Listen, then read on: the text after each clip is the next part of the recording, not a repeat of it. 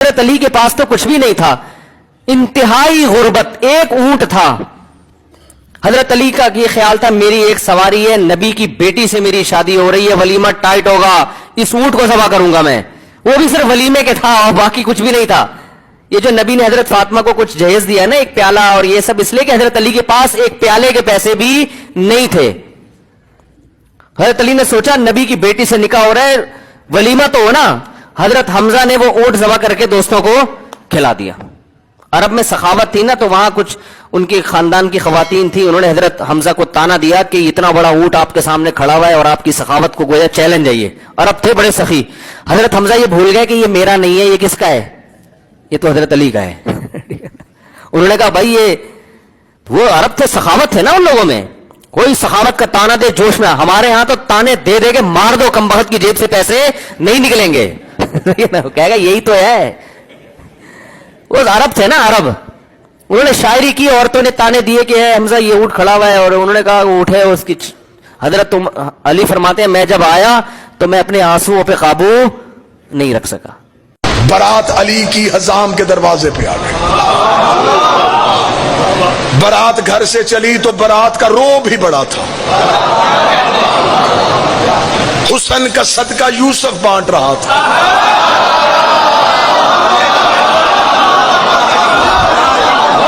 برات کے رستے میں پانی چھڑکانے کا بندوبست اسے دیا جس کے قدموں سے اللہ نے زمزم کو نکالا تھا.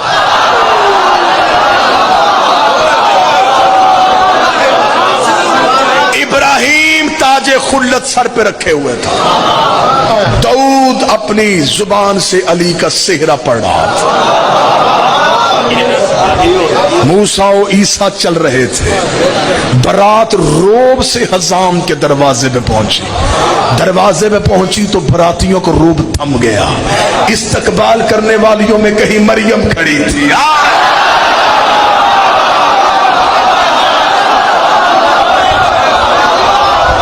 کہیں حوا کھڑی تھی, کہیں سارا کھڑی تھی. خود علی نے اپنا نکاح خود پڑھا. معصوم کا نکاح سوائے معصوم کے کوئی نہیں پڑھ سکتا. اللہ جانے ابو طالب کون تھا.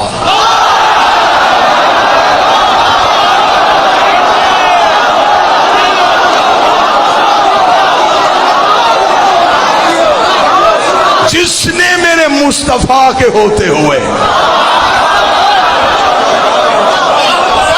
میرے مصطفیٰ کا نکاح پڑھ دیا. سنی کتاب تاریخ طبری, سیرت حشام, سیرت حلبیہ, امام ابو طالب, 7 چھوٹی کتابیں زیادہ.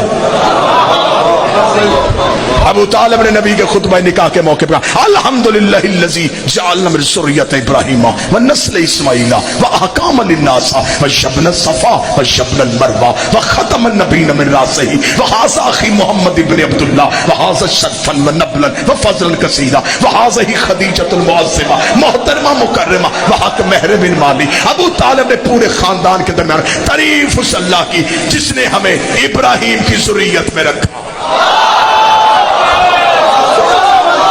جس نے ہمیں نسل اسماعیل بنایا, جس نے ہمارے سروں پہ تاج نبوت کو سجایا. یہ میرے بڑے بھائی عبداللہ کا بیٹا محمد ہے. پورے عرب میں اس سے شریف کوئی نہیں. پورے عرب میں اس کی فضیلت کا ثانی کوئی نہیں. میں اسے ساتھ لے کے تمہارے قبیلے کی باعزت معظمہ مستور خدیجہ سے اس کا نکاح پڑھنے کے لیے آیا. یہ کہنے کے بعد خاندان خدیجہ کو دیکھا جن کے نوکروں کی کمروں میں سونے کی پیٹیاں تھیں, ایرانی قلین بچے ہوئے تھے. ابو طالب اٹھے, اپنی حل عطا والی چادر کو اپنے سانوں پہ لیا اور لے کے کہنے لگے اے خاندان خدیجہ, حق مہر تم بتاؤ, رقم میں دیتا ہوں.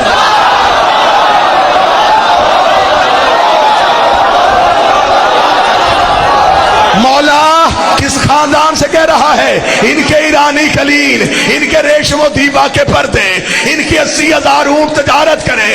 تو نے کہا جو مانگے, زمینیں مانگی کہاں سے دے گا, آسمان مانگ لیے کہاں سے دے گا. ابو طالب کا گستاخ نہ بن. اللہ نے کائنات میں وہ چیز پیدا ہی نہیں کی جس میں میرے علی کی حکومت نہ ہو.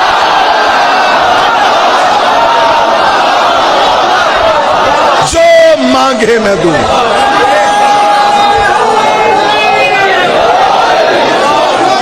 کتنا حق مہر دیا؟ 700 مسکال چاندی. دینیات میں بچوں کو سوال دیتے ہیں مردوں میں سب سے پہلے اسلام کون لایا؟ یہ سوال بھی رکھو، نبی کا حق مہر کس نے دیا؟ صحیح بخاری کا حوالہ 700 مسکال چاندی. اب اگر میں ابھی ڈالر پاؤنڈ بتاتا، آپ نے ابھی ضربے دے لینی تھی. کتنے بنتے ہیں؟ اب آپ مسکال سوچ رہے ہیں کتنی ہوتی. اب میں بتاتا ہوں، وہی کتاب میں آگے بریکٹ میں لکھا ہے اس دور میں ایک مسکال چاندی میں 100 اونٹ سرخ آنکھوں والے کی قطار آتی تھی.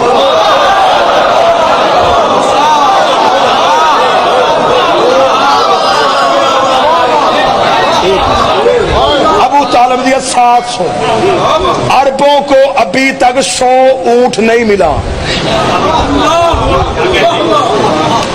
یہ وہی اونٹ تھے جو نبی کی وصیت کے مطابق حسن نے زمین سے نکالے تھے.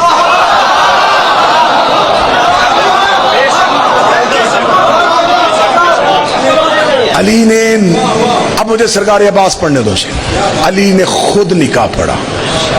ام البنین کی ڈولی دہلیز امیر پہ پہنچے.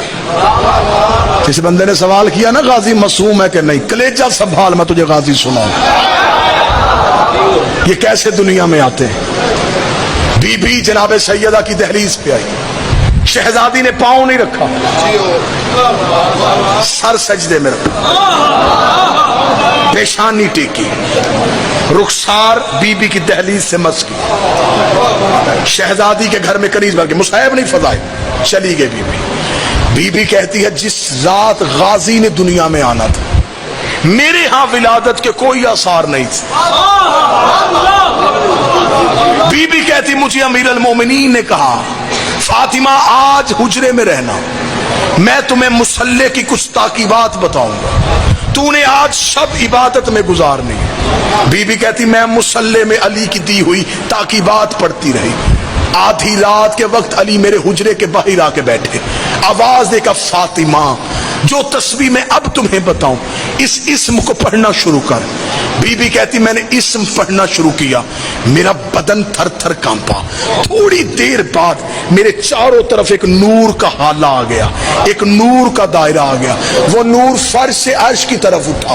بی بی کہتی علی کی آواز آئی فاطمہ آسمان کی طرف دیکھ. بی بی کہتی میری نگاہیں عرش پہ گئی، میرے عرش کے پردے ہٹ چکے تھے، میں کائنات کی ہر چیز دیکھ رہی تھی، میں عرش کے اندر دیکھ رہی تھی، حجابات ہٹ چکے تھے، میری نظریں حجاب غیبت میں تھی. بی بی کہتی میری نگاہیں وہیں پہ رکی تھی. یا مولا نے مجھے کہا اب اس اسم کو پڑھنا شروع کر دے. بی بی کہتی میں اسم پڑھتی گئی، آنکھیں بند کرتی گئی. بی بی کہتی ادھر میری تسبیح مکمل ہوئی، ادھر گود میں عباس مکمل.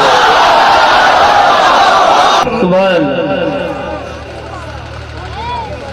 2 مہینے کی تھکی ہوئی آواز ہے، لیکن حکومت سے پاک کا یہ پیغام ہے تو اس وقت اتنی آواز اٹھ رہی ہے. شیخ